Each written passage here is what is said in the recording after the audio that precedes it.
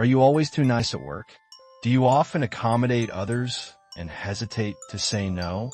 But have you ever considered that kindness might actually destroy everything? Today's story will show you how a leader who was too soft-hearted ended up ruining an entire strategic plan. It's about one of the wisest men in Chinese history, Zhuge Liang.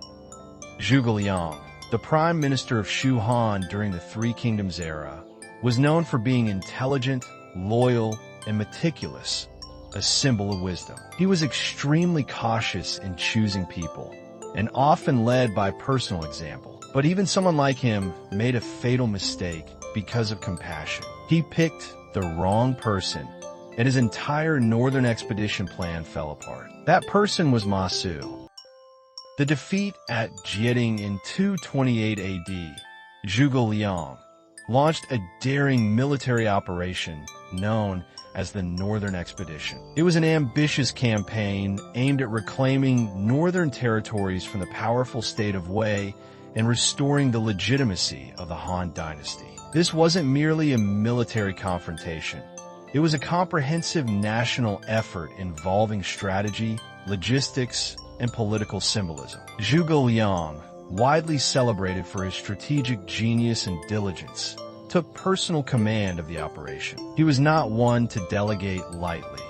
Every step of the expedition was planned with meticulous detail. Troops were mobilized, resources allocated, and supply lines calculated with scientific precision. Among the many key positions along the military route, one stood out for its critical importance: Jieting. Jieting was not a large or glamorous city, but its value was enormous. It was a mountain pass that controlled the essential supply route between the front lines and the Shu heartland.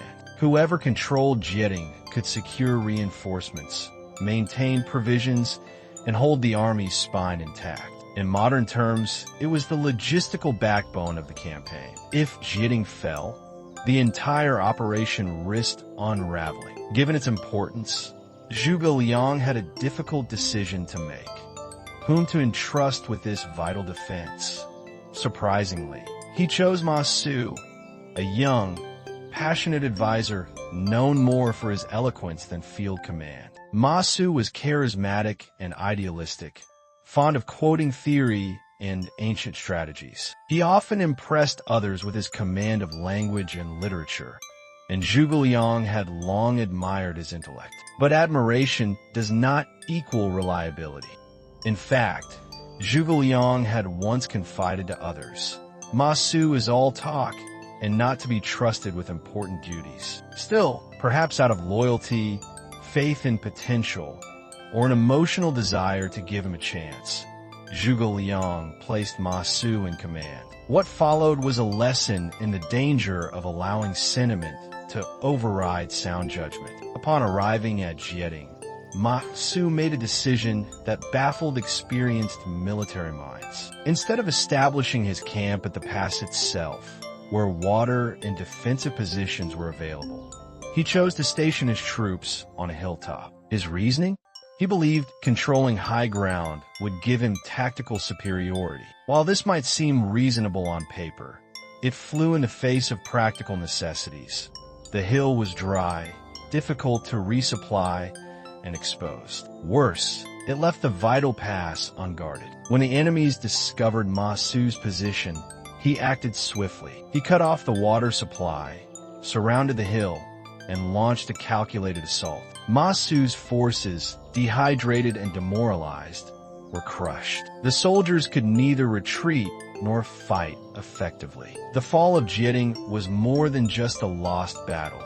It was a strategic catastrophe. The entire northern expedition had to be halted. Troops were forced into retreat. Supply chains collapsed. Months of planning and resources vanished in days. More importantly, it dealt a psychological blow to the Shu army and its people. Confidence in the campaign and in Zhuge Liang's leadership was severely shaken.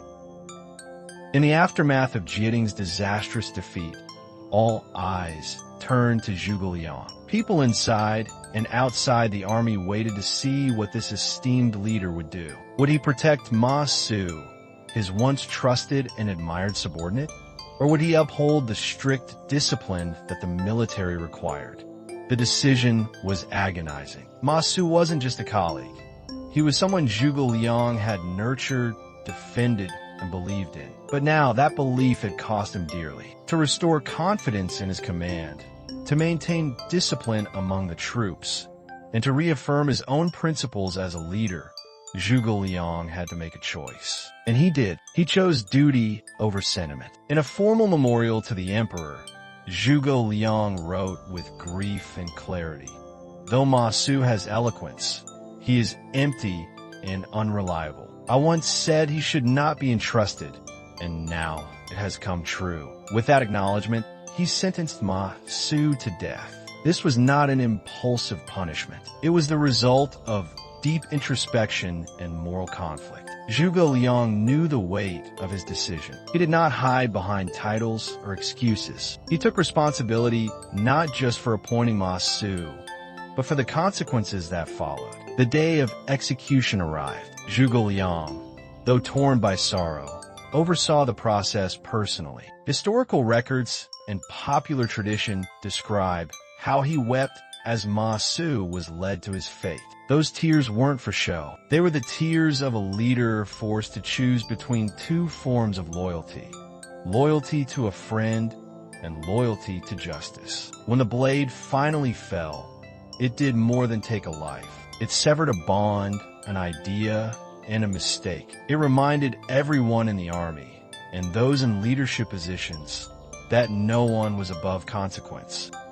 Ma Su's execution wasn't about vengeance. It wasn't about politics. It was about integrity. It was about ensuring that the loss at Jiading wasn't followed by a collapse of trust and command within the ranks. Soldiers had to know failure from disobedience would not be tolerated, no matter who you were. Some historians have since debated whether the punishment was too severe. After all, Ma Su was not a traitor, just inexperienced and overconfident. But that debate only underscores the difficulty of Zhuge Liang's decision. He wasn't punishing malice. He was punishing negligence. He was preserving the system over the individual. And in that sense, this was not merely a moment of discipline.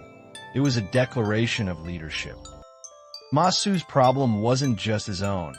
It was Zhuge Liang's soft heart. He knew Ma Su wasn't capable, but still gave him a critical task. One person's mistake led to the collapse of a whole campaign and the loss of thousands. That is the cost of being too soft in the workplace. Have you ever said, "Let's give him one more chance"? I don't want to hurt his feelings. I don't want it to get awkward.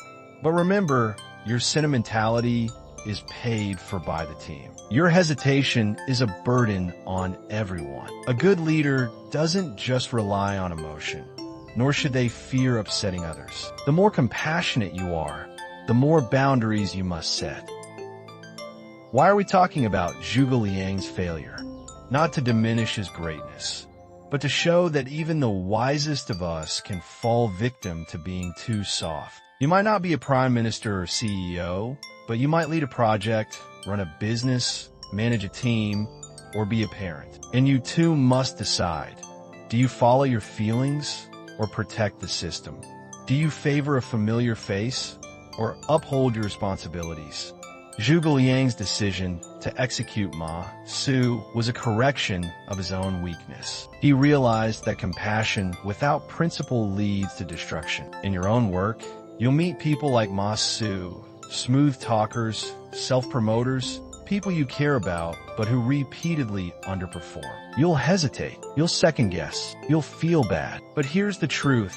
A leader's kindness without limits becomes indulgence. Trust isn't permanent. It's a resource that must be earned and can be withdrawn. You might trust someone for 5 years, but if they fail 3 times in a row, that trust must be reevaluated. That's not cruelty, that's accountability. A mature leader doesn't reward loyalty alone, but rewards those who are responsible to the team. To lead well, you must withstand the discomfort of being disliked. Those who fear being unpopular will always make weak decisions. Zhuge Liang's final decision wasn't a rejection of kindness.